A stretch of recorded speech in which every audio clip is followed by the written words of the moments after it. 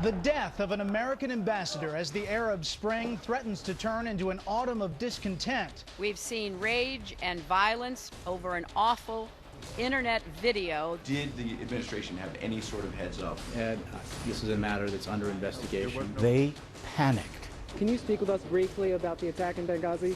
This is not an appropriate time. We are in a stronger position today than we were 4 years ago. Does the Obama administration have a problem calling the threat by its name? The suggestion that anybody in my team would play politics or mislead is offensive. Could you have protected Ambassador Stevens? Special Report investigates death and deceit in Benghazi. From Washington, D.C., here is Bret Baier. It looked like this election was all about the economy. But that changed when terrorists murdered 4 Americans at the United States consulate in Benghazi, Libya, on the anniversary of 9/11. Americans had questions. Who did this and how? Should our government have seen it coming?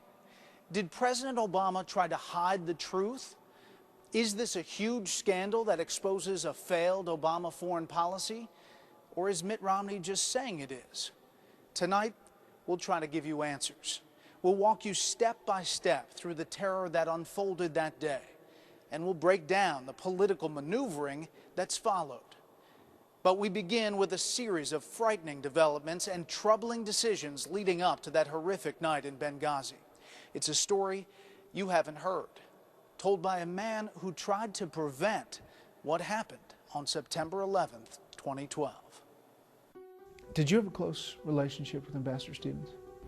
I lived and worked with him. Begin with a series of frightening developments and troubling decisions leading up to that horrific night in Benghazi.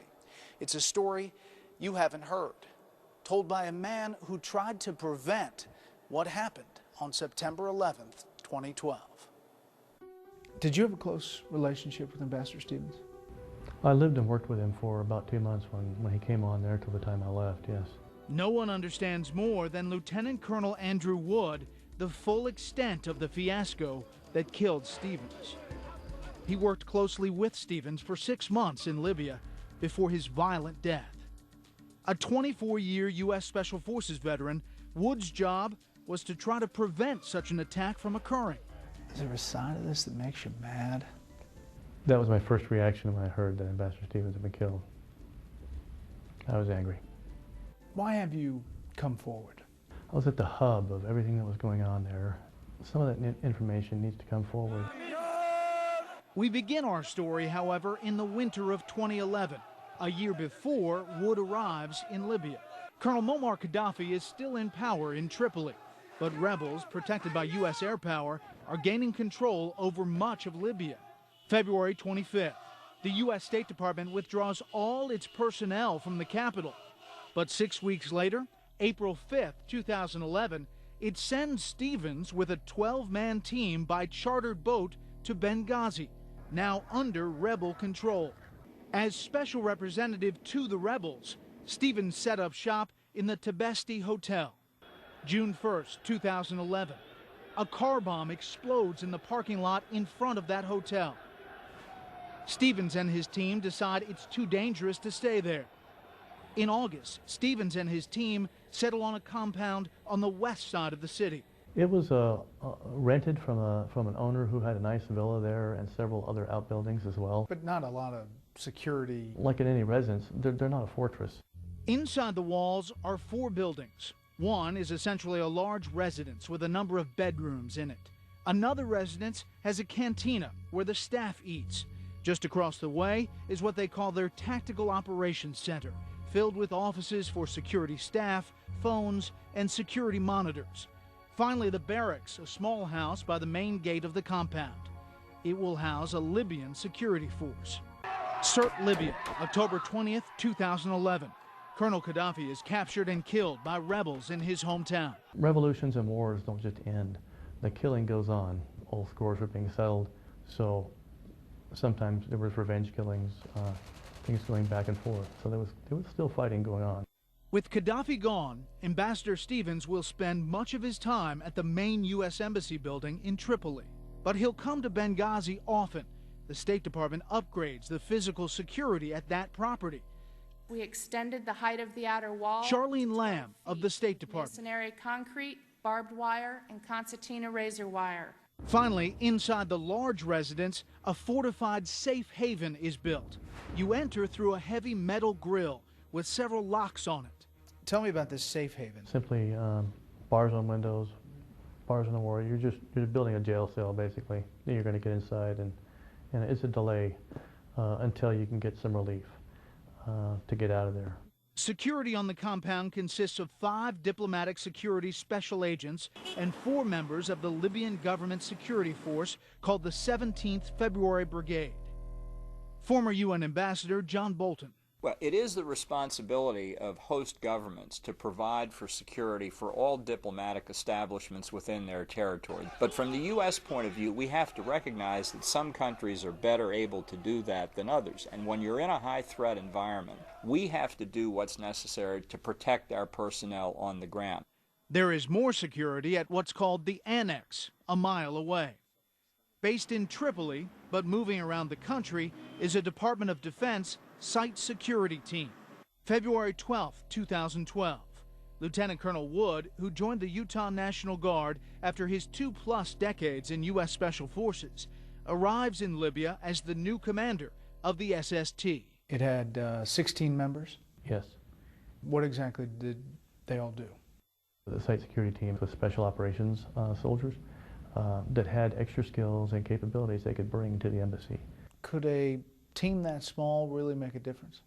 The caliber of individuals on that team were the best in the United States inventory. Yeah, they can make a difference in any firefight. The problem, however, is that SST is slated to end its tour in Libya by summer's end, and the security situation is taking an ominous turn. Spring of 2012, there was an uptick in terror attacks in Libya. Is that right? That's true. I think the nature of things started to change. When I first got on the ground, it was a lot of lawlessness going back and forth. As things progressed, the commotion settled down a little bit, but the targeted attacks seemed to pick up, and they seemed to be targeting more toward Westerners. April 6, 2012, a bomb is tossed over the wall of the Benghazi compound. June 6, 2012, an IED is placed on the compound's north gate. No one is injured in either incident. That's not the case 5 days later. June 11th, 2012.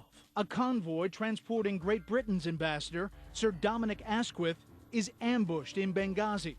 He isn't hurt, but 2 of his security aides are. Clear that was a terrorist attack. I actually conducted an investigation a couple of days afterwards, walked the ground, took photographs, examined the vehicle. So they knew what they were doing, and it was definitely an assassination attempt by skilled operators. But as I could see it, I could see the adversary growing stronger, and we were the last thing on their target list. In the past year, there have been more than 230 security incidents in Libya. And what's apparent to Wood is that terrorists are working on increasingly bigger plots. I had seen instances occur prior to that. For example, with the other bombings, you know, I saw a series of things going on that it appeared to me that they were building toward, you know, additional attacks. That's why Wood and Eric Nordstrom, the regional security officer, implored the State Department to keep Wood's SST force in Libya beyond its scheduled August departure. We weren't requesting additional security. We were requesting to keep the security that we had, and that was being taken away. So you want to keep your team on the ground, the team that was in place already? Yeah, and my team was only a small part. There was MSD, State Department MSD. That stands for Mobile Security Detachment Team. A lot of those are ex-Green Berets, ex-Navy SEALs, excellently trained folks. There were 3 MSD teams when I got on the ground there. August 5th, 2012. The State Department decides not to keep the SST in Libya, and the MSD team is being reduced as well. So who opposed the request? Charlene Lamb. She denied those requests or ignored them or just didn't fill them in cases. Why is that? Why is that? Because you knew about all these other attacks that had taken place. There had been 12, 14. We had been training local Libyans and arming them Well, now, for almost a okay, year. well, let me just interrupt. Why do you think this request was denied? I don't know. I really don't know. In the case of the SST, that was provided then by DOD. The State Department didn't have to pay money for that. I can't imagine why. I can't fill in that blank. That's part of what was trying to come out in the congressional investigations. I mean, were you just flabbergasted that, like, what can we do? We couldn't even keep what we had. I think that what was motivating the State Department was that if we had security that would have truly been appropriate, it would have been an admission that conditions on the ground in Libya were not safe. And that would have violated the worldview that this had been an administration success. You left Libya in August, less than a month before the attack. August 14th. How did you feel about the security situation when you left? I didn't like it, and I said as much, and my concerns were specifically for Benghazi. September 10th, 2012. Ambassador Chris Stevens arrives in Benghazi for a full day of meetings beginning the next morning. His first trip there since Wood's security team left the country. Going to a dangerous place like Benghazi. Yes. But he knew it, didn't he? Yes, he knew. And he went anyway, because I think in his heart, mission came first. September 11th, 2012. A mob gathers at the U.S. Embassy in Cairo, Egypt, then scales the walls and burns the American flag. The explanation is that they're angry over an obscure anti-Islam video produced in California. Meanwhile, something else is going on in Benghazi. At about 5 p.m. Eastern Time, the first reports about an attack come across the wire. It won't be until morning, however, until America learns how serious that is. We weren't there. We just weren't there. And if you were, could you have protected Ambassador Stevens? Well, the more guns you have in a firefight, the better chance you have of winning. When we return, Special Report Investigates is on the scene in Benghazi. What happened that night? Greg Palcott has the story of heroism and disaster.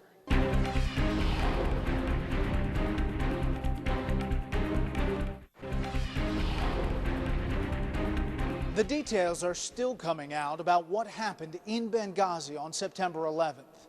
In off-camera briefings, in congressional hearings, Special Report has investigated as well.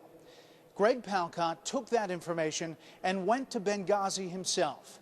There he talked to eyewitnesses and scoured the abandoned compound for additional clues.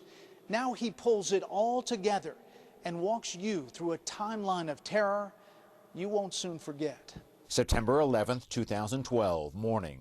The U.S. Ambassador to Libya, Chris Stevens, has a full day of meetings ahead of him. But since it's the 11th anniversary of the al-Qaeda attacks, he schedules all of them out of caution behind the perceived safety of the U.S. mission walls in Benghazi. 7:30 p.m. Stevens takes his last meeting in the large residence building with the Turkish consul general. It ends after an hour. 8:30 p.m. Stevens escorts the diplomat to the main gate. He makes small talk in Arabic to the guards and returns inside. At this point, outside the main gate of the compound, on the other side of the U.S. mission walls in this Benghazi neighborhood, all is quiet. No stirrings of any protest, no sign of the real hell about to unfold. In fact, the ambassador decides to turn in for the night. 9 p.m. Still no sign of any kind of spontaneous demonstration over that web video. A protest the Obama administration would later suggest escalated into a deadly riot. Joining Stevens in the main residence building is Information Management Officer Sean Smith and 4 diplomatic security special agents. Another agent is at the nearby Tactical Operations Center. All these agents are armed with pistols. 9:40 p.m. This amateur video apparently captures the first movement outside the compound.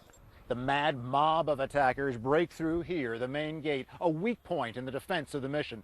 And then they move on here to the understaffed Libya militia barracks. They storm the place. They torch it. They light up embassy cars around it, and then they move on. According to eyewitnesses, the fighters are well armed and organized, flying the radical Islamist flag, some with foreign accents. The agent in the operations center sees in monitors scores of men pouring into the compound. A diplomatic security agent working in the Tactical Operations Center, immediately activated the imminent danger notification system. State Department official Charlene Lamb was working that night in Washington, and so she could follow the events in real time. He also alerted the quick reaction security team stationed nearby, the Libyan 17th February Brigade, the embassy in Tripoli, and the Diplomatic Security Command Center in Washington. Back here in the main residence, the special agent, reportedly David Ubben, comes here and gets Ambassador Stevens from his bedroom and brings him, along with Sean Smith, to this room in the safe haven. Really, aside from some medicine and other supplies, a big, dark, windowless closet. And then, outside, a locked gate. Hope for security. Ubben radios the others in the compound to say they are fine. The other security agents are scrambling amidst the gunfire and explosions, gathering up their machine guns, body armor, and ammunition from the other buildings. As two of them head back to the main residence, they're cut off by a large group of armed men. They decide to go back and barricade themselves in. At this point, there are 7 Americans at 3 different locations. Ambassador Stevens and 2 others in the main residence, 2 special agents at the second residence and cafeteria, and then here in the Tactical Operations Center, 2 more agents. Attackers all around. One group penetrates the small residence. The attackers, however, don't get to the agents, and they eventually leave. Inside the main residence, it is a different story. Attackers come in here and they ransack the place, and then they go for the locked gate. They look inside. It's dark. They can't see anything. And then they try the lock. They can't open it up. Inside, Agent Ubben has got a gun trained on them, ready to shoot if need be. But, as Lieutenant Colonel Andrew Wood says, the safe haven is only safe for a short time. It's a delay for an aggressor, but it has to rely on someone to come in to rescue him as well. That someone, Wood says, might have been his elite site security team, but they've been pulled out of the country. Either way, Stevens, Smith, and Ubben were trapped by diabolical killers who pour diesel fuel around the house, light it, and leave. When we come back, the trapped Americans tried desperately to escape. Before the break, Greg Palcott told you how terrorists overran the U.S. consulate compound in Benghazi, Libya. A handful of Americans caught by surprise, pinned down in 3 different locations. 3 of those people, including Ambassador Chris Stevens, have locked themselves in a so-called safe haven constructed in one of those buildings. The attackers can't break in, so they've set the place ablaze. Once again, from Benghazi, here's Greg Palcott.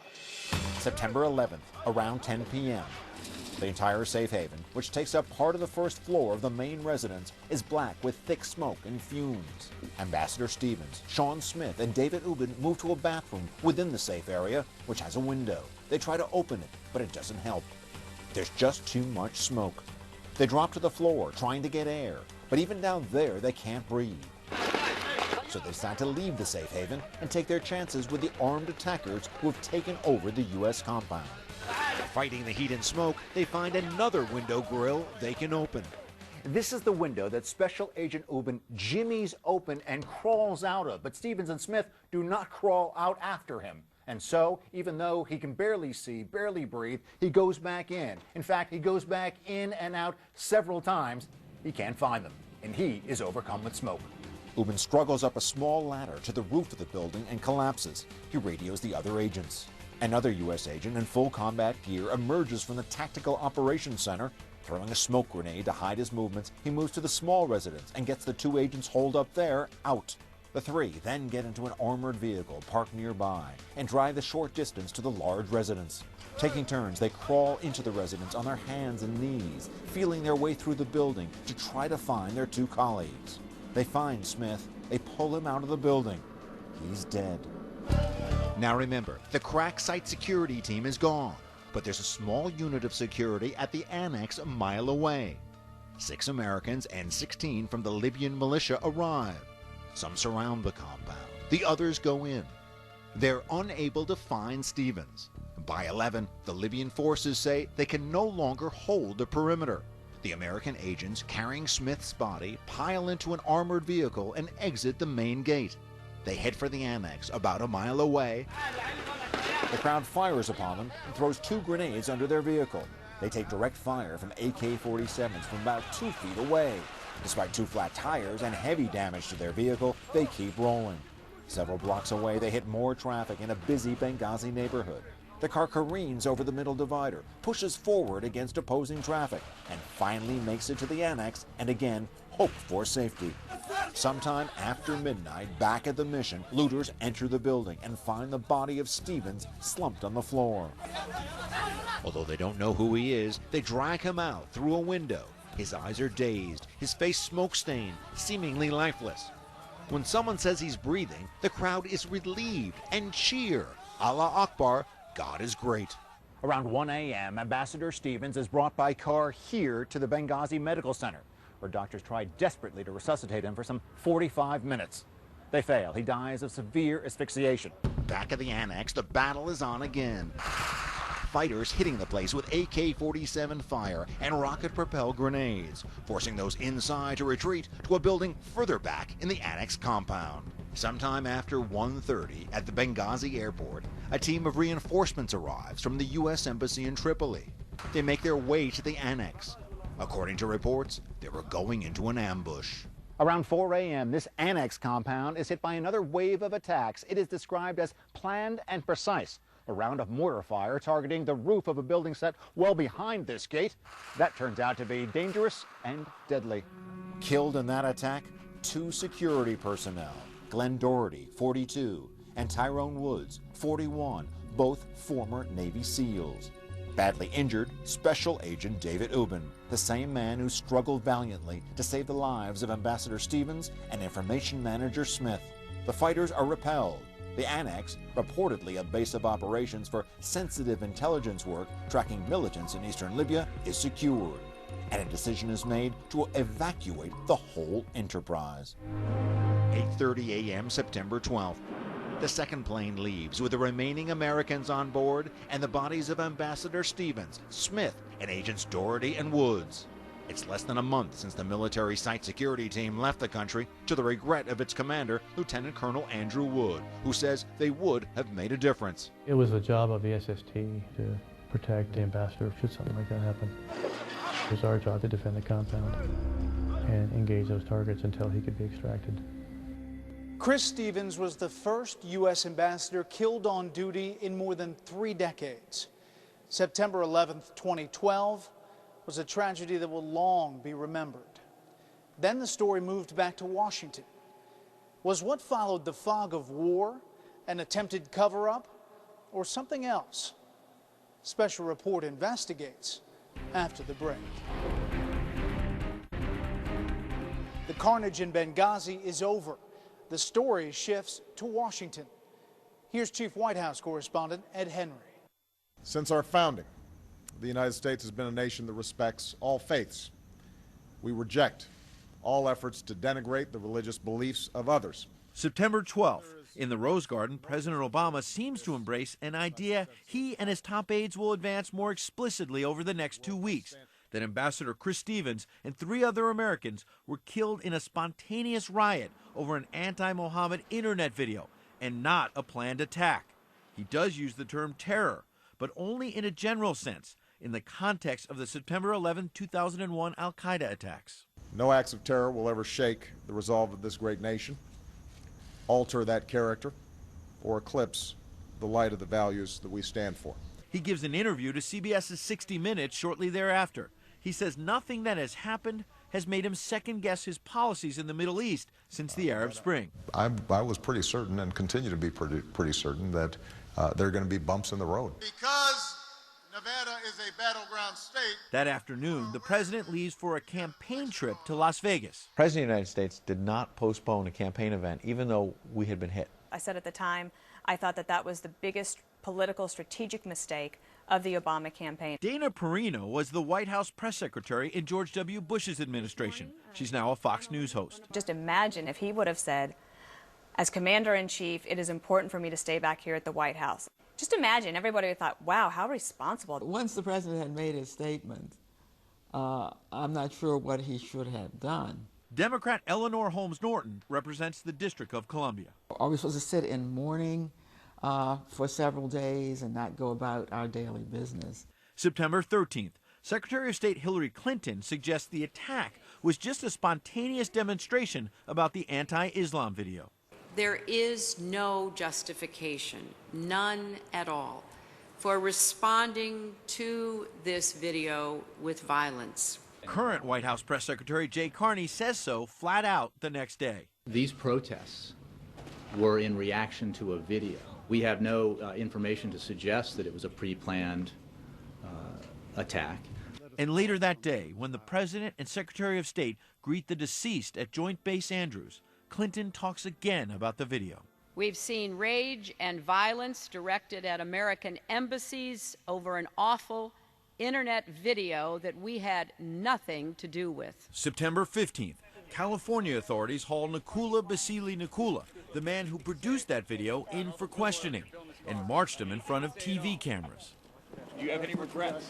September 16th, U.S. Ambassador to the United Nations, Susan Rice, goes on 5 Sunday talk shows, repeating the same story each time. What happened initially was it was a spontaneous reaction to what had just transpired in Cairo as a consequence of the video. My reaction was, where's Secretary of State Hillary Clinton?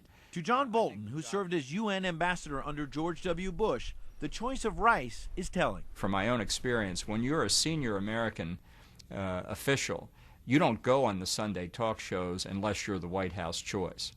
So that to me is an indication that there were already internal difficulties within the administration, and that perhaps Secretary Clinton wasn't seen by the White House as the best spokesperson for what the administration wanted to say. September 17th, the State Department. Does the United States government regard what happened in Benghazi as an act of terror? Again, I'm not going to put labels on this until we have a complete investigation, okay? So you don't regard it as an act of terrorism? I don't think we know enough. I don't think we know enough. From my experience, former Obama State Department spokesman P.J. Crowley. First reports inevitably have information that is correct and information that may be misunderstood or incorrect. They panicked. They panicked.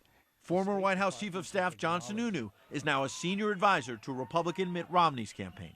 This is purely a political reaction in a White House that had prepared itself to establish a narrative of a president getting rid of the threat of terrorism, using the death of bin Laden to focus on that, and waking up one morning and finding out that terrorism on 9/11 of this year was back full-fledged and even killing a U.S. ambassador. I don't see a political agenda here. I see the fog of war. It's not about politics. It's about the difficult task of reconstructing what happened. September 18th. Did the administration have any sort of heads up that violence was increasing specifically in Libya before the attack? I'm not aware of any, Ed. This is a matter that's under investigation in terms of what precipitated the attacks, what the motivations of the attackers were. That night on The Late Show with David Letterman, the story seems to shift slightly.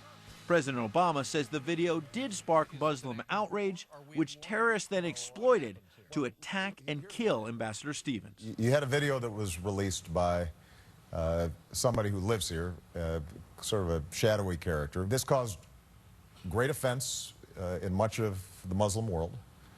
But what also happened was extremists and terrorists used this as an excuse to attack a variety of our embassies, including the consulate in Libya.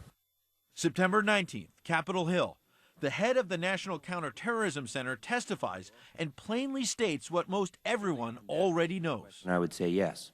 They were killed in the course of a terrorist attack on our embassy. September 24th, ABC's The View. There's no doubt that the kind of weapons that were used, the ongoing assault, that it wasn't just a mob action. The next day, September 25th, the president mentions the video 6 times at the United Nations. There's no video that justifies an attack on an embassy. October 8th, at a San Francisco fundraiser, President Obama pushes the idea the threat from al-Qaeda is waning. And today, al-Qaeda is on its heels, and Osama bin Laden is no more.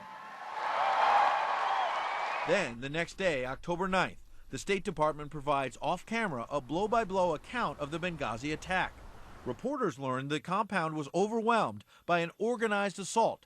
Fighters armed with machine guns, mortars, and possibly rocket-propelled grenades. October 10th, Congress holds a contentious hearing on the attack in Libya, and Americans learn that State Department officials, despite being warned of escalating attacks, refused to beef up security in Libya. The shocking revelations made the first question in the next night's vice presidential debate all but inevitable. I would like to begin with Libya. And turned questions about what really happened in Benghazi into one of the most heated issues of the presidential campaign. Beyond the controversy over who said what are bigger issues. Next, Special Report investigates what Benghazi reveals about President Obama's foreign policy. Is it smart diplomacy or geopolitical correctness? Fox's chief intelligence correspondent Catherine Herridge asks, if you're reluctant to call terrorism by its name, can you ever defeat the terrorists? We have no information to suggest that it was a pre-planned attack. We've seen rage and violence directed at American embassies over an awful internet video. It was a spontaneous reaction to what had just transpired in Cairo.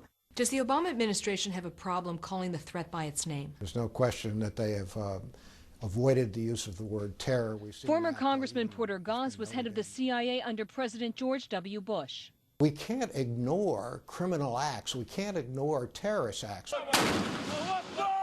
Goss says the risk of ignoring terrorism is especially high in a part of the world awash in lethal weapons, and Libya was just such a part of that world. Case in point, a mysterious Libyan ship picked up in Turkey on September 6th, just 5 days before Ambassador Chris Stevens, Information Management Officer Sean Smith, and former Navy SEALs Tyrone Woods and Glenn Doherty were killed during the extended terrorist assault in Benghazi. According to an initial September 14th report by the Times of London, 400 tons of cargo was on board, some of it humanitarian, and it was reportedly also holding a large consignment of weapons headed for Syria's rebels. The ship and its cargo are a huge warning sign that the situation on the ground in Libya is vastly more dangerous than even the State Department may have realized. Even before the well-organized massive attack in Benghazi that killed an ambassador who knew well the threat from al-Qaeda in the region was large and growing. What do you think al-Qaeda looks like today, especially in North Africa? It's much stronger. It's spreading out. So there's no question in your mind that al-Qaeda is stronger in North Africa today than it was 4 years ago? Oh, absolutely. We've got all kinds of new franchise operations. The Benghazi attack and the administration's reaction to it suggests to Goss that this White House doesn't get it. The problem is they're avoiding reality, and bad things happen when you avoid reality, and unfortunately we've just seen that. We are in a stronger position today than we were 4 years ago. P.J. Crowley, former United States Assistant Secretary of State for Public Affairs under President Obama, believes the president's anti-terror policies are paying off, particularly in places like Libya. We've gone through a dramatic transition, called the Arab Spring. These transitions to democracy are a repudiation of everything that bin Laden stood for and tried to achieve, through violent means. Crowley says you don't make Americans safer with words that inflame. You do it by winning over those we can work with. We're at the stage where we need partnerships to solve any meaningful crisis around the world. The United States can never do that alone. Do you believe that there are a lot of dead Americans as a result of this administration's refusal to call the threat what it is? I do. Show signs of weakness. They take that as an opportunity and they will attack. What did the president say, and when did he say it? That question is one of the most explosive in the presidential campaign. Could the election turn on the answer? After the break. The Benghazi terror attack, the White House response, the November election.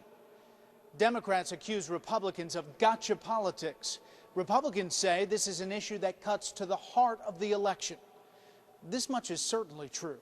It's an issue that is not going away soon. By October, the Republican presidential nominee Mitt Romney is regularly hitting President Obama hard on Libya. The attack on our consulate can't be blamed on a reprehensible video insulting Islam, despite the administration's attempts to convince us of that for so long. But Obama Deputy Campaign Manager Stephanie Cutter insists the only reason it's a political issue at all is because Romney and Ryan are making it one. October 11th, right before the vice presidential debate, I asked her if she really meant that. What are you suggesting here? Are you suggesting that we're playing politics with this? I'm not suggesting anything. You said that you have to the concede. entire reason this has become the political topic. Right. 4 people are dead. Absolutely. And this administration, let me just get my sentence out. This administration has treated this entire tragedy with the utmost seriousness. Now, at the same time that we're doing that, we have 2 people campaigning around the country accusing us of covering something up. But in the vice presidential debate itself, moderator Martha Raddatz makes Libya her first question. Wasn't this a massive intelligence failure, Vice President Biden? What it was a tragedy, Martha. We will get to the bottom of it because whatever mistakes are made will not be made again. Congressman Ryan. What we are watching on our TV screens is the unraveling of the Obama foreign policy. And they wanted more security there. Well, we weren't told they wanted more security again. We did not know they wanted more security again. Biden not only places the blame squarely on the State Department and the intelligence community, he also seems to flatly contradict what State Department officials have said under oath. That sends the administration backpedaling the next day, October 12th. What the vice president said was that we weren't told they wanted more security there, is what he said. That's a quote. correct. And he is talking about. He was never briefed. That's clear. He was never briefed that more security was needed. There was. Clearly, the White House is going to need a bus with, huge Truckosaurus-sized wheels for every element of the government that they're throwing under that. Conservative author and commentator Mark Stein has written about Islamic terrorism for years. They got the intelligence community under there. I mean, they've got the State Department under there. Hi, Ambassador. Can you speak with us briefly about the attack in Benghazi? This is not an appropriate time, but thanks for your interest. But Rice's boss will crawl under that bus herself. On October 15th, Monday, Secretary of State Hillary Clinton says she takes responsibility for what happened in Benghazi. I want to do everything I can to protect our people, and I also want to make sure that we track down whoever did this and bring them to justice. Clinton's mea culpa comes a day before the second presidential debate, where the president, for the first time, takes responsibility too, then goes after Romney. The day after the attack, Governor, I stood in the Rose Garden and I told the American people that this was an act of terror, and the suggestion that anybody in my team would play politics or mislead when we've lost 4 of our own, Governor, is offensive. That set off an exchange that may go down as one of the most remarkable in the history of televised presidential debates. You said in the Rose Garden, the day after the attack, it was an act of terror. It was not a spontaneous demonstration. Is that what you're saying? Please proceed, Governor. I want to make sure we get that for the record, because it took the president 14 days before he called the attack in Benghazi an act of terror. Get the transcript. He did, in fact, sir. So let me call it an act of terror. Can you say that a little louder, Candy? He did call it an act of terror.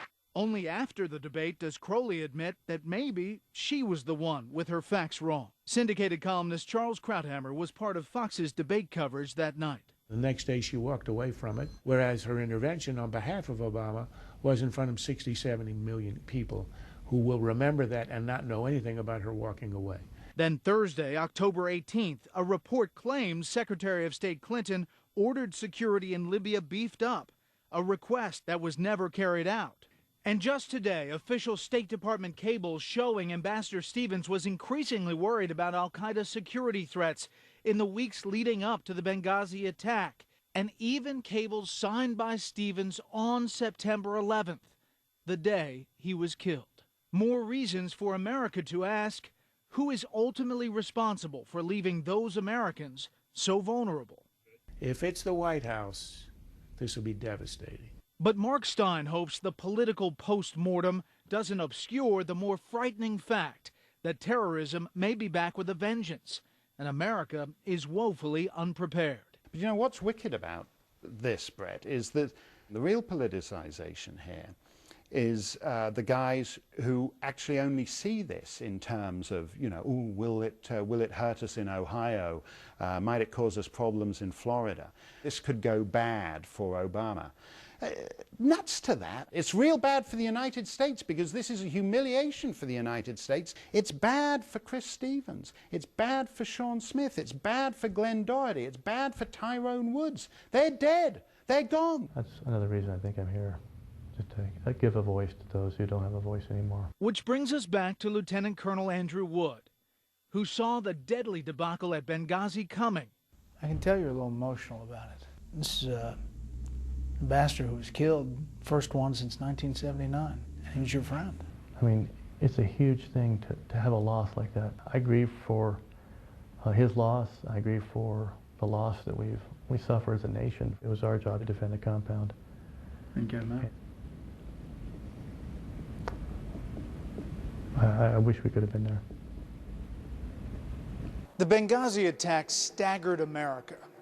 We now have another reason to mourn on 9/11 and a new unmistakable warning. The Islamic terrorists who brutalized our citizens in Libya were well-trained, well-armed killers intent on doing us great harm. The brave, beleaguered Americans in Libya knew that long before they died. The rest of us owe it to them to understand that too. That's our program. I'm Bret Baier. Thanks for watching.